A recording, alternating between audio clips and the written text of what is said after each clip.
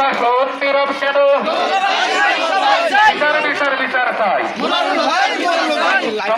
প্রিয় উপস্থিতি, ইতিমধ্যে আমরা জানতে পেরেছি মনোরম বক্সি হত্যার এই মানববন্ধন আজকে কর্মসূচি আমরা পালন করতে যাচ্ছি।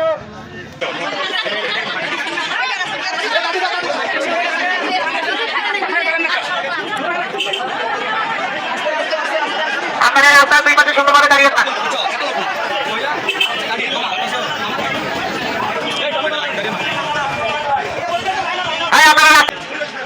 আপনারা বিক্ষিপ্তভাবে দাঁড়া দাঁড়িয়ে রাস্তার দুই পাশে সুন্দরভাবে শৃঙ্খলা বজায় রেখে দাঁড়িয়ে থাকুন।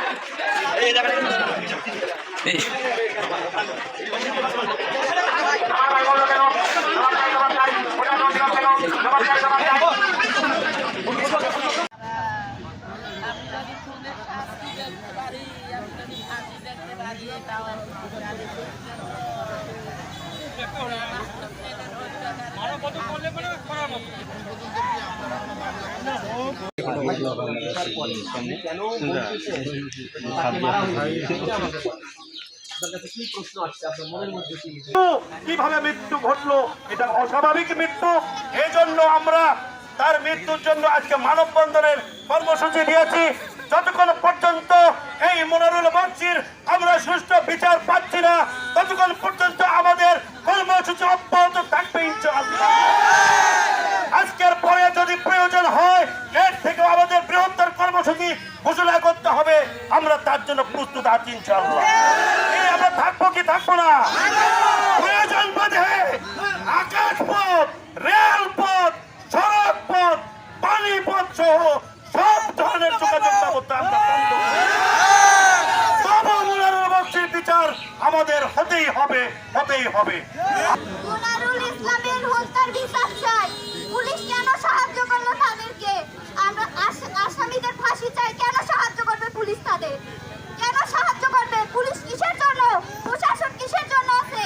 এই পুলিশ কেন সাহায্য করবে? এই মানববন্ধন প্রমাণ করে অন্যায়ের প্রতিবাদ আমরা চাই। যদি মনিরুলকে যে সমস্ত আইনের লোক ষড়যন্ত্র হত্যা করেছে, আমরা উদ্ঘাটন কর্তৃপক্ষের দাবি জানাই। উচ্চতর তদন্তের মধ্য দিয়ে দোষী ব্যক্তিকে শনাক্ত করে অনতিবিলম্বে আসামি থেকে গ্রেফতার করতে হবে।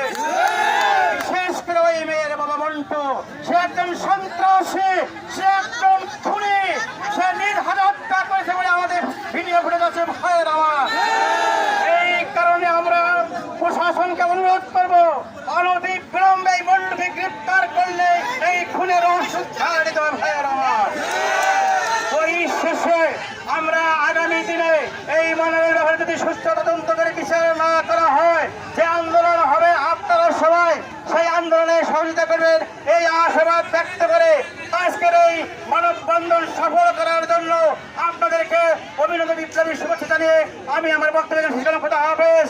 বাংলাদেশ জিন্দাবাদ, শহীদ অমর হোক, বেগম খালেদা জিয়া অমর হোক, তারেক জিয়া জিন্দাবাদ। আপনাদের সবাইকে অনেক অনেক ধন্যবাদ। আমি আশা করব আপনারা সুশৃঙ্খল ভাবে স্থান ত্যাগ করবেন, ভিতরে ঘটনাগুলো না ঘটে আমরা এটা দেখতে চাই না। ভাইয়ের আমার পরিশেষে সবাইকে আবার আমার সালাম জানিয়ে শেষ করলাম। আসসালামু আলাইকুম। এখানে আমাদের কর্মসূচি সমাপ্ত ঘোষণা করা হলো।